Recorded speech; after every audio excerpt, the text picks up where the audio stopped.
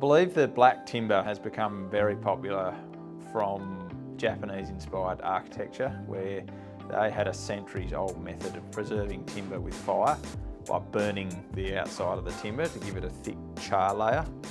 They were using a timber, I think it's Japanese cedar.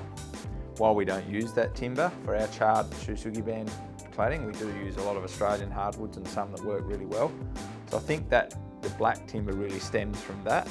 And then from that sort of grew other options where we stained it black to give it a similar sort of look.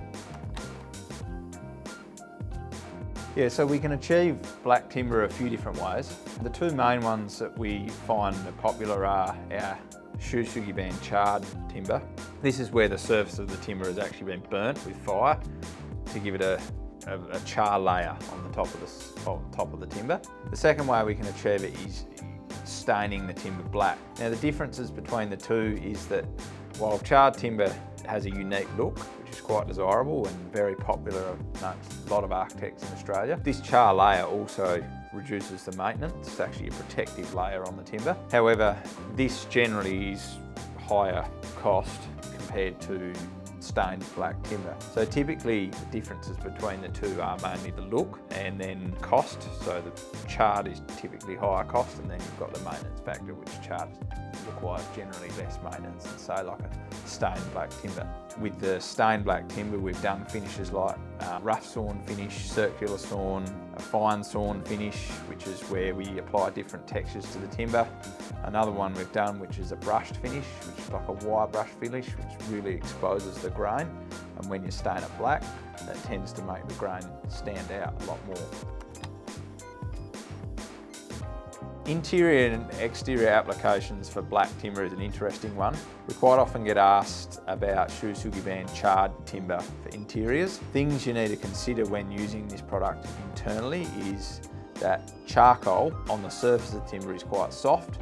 So if you're using it in higher traffic areas like kitchen cabinets, doors and things like that, do need to be aware if it's kicked or could quite easily be damaged. While we have done projects where they've used charred timber internally, that's just one consideration that you do need to be aware of. More often for interiors, which is a bit more hard wearing option, we would use a timber and then stain it black. The the surface of the timber is quite hard and it's just less likely to get damaged. Black timber will, for external use, definitely gets hotter than say lighter timbers. However, we have found that the thermal conductivity with timber is a lot less than other materials like aluminium and concrete, so it tends not to transfer as much of the heat through the wall. We do have an article on our website with further details around the thermal conductivity of black timber.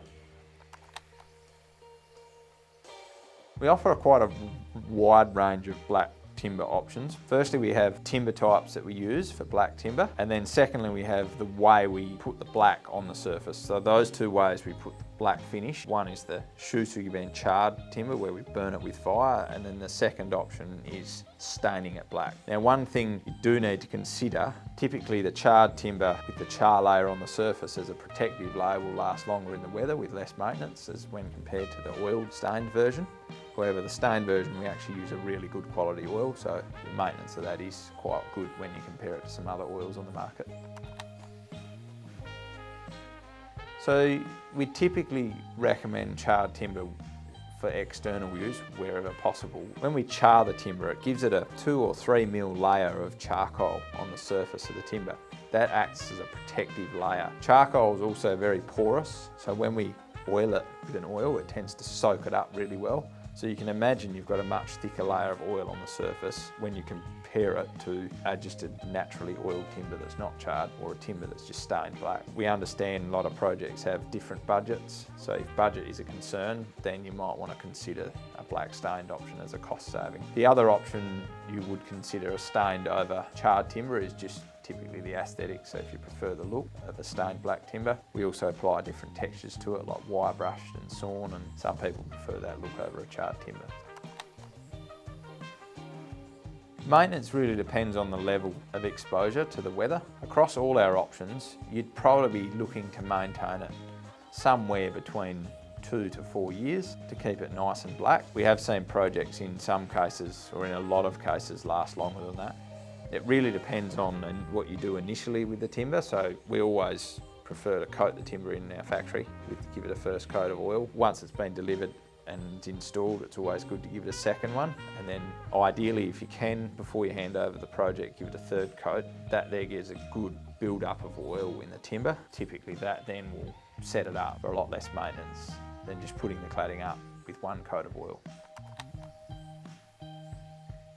Simplify selecting a black timber finish. Firstly, I would look at what your appetite is for maintenance, and then the second thing I would look at where you are with your budget. So if you've got a lower budget, then the stained black timber option's something you should consider. If you're prioritising maintenance, then charred timber is what I'd select. The only other thing to think of would be things like bushfire ratings and other compliance issues that you may need to meet. That does also limit your choice, but the two main things would be your budget and maintenance. If maintenance is higher priority, then I would probably go with charred timber. If budget's more of a priority, then I'd look at the stained black options. So a common mistake we find people make when they choose charred timber is, especially when they're going with a stained black option, would be to not give it that second and third coats after installation of oil.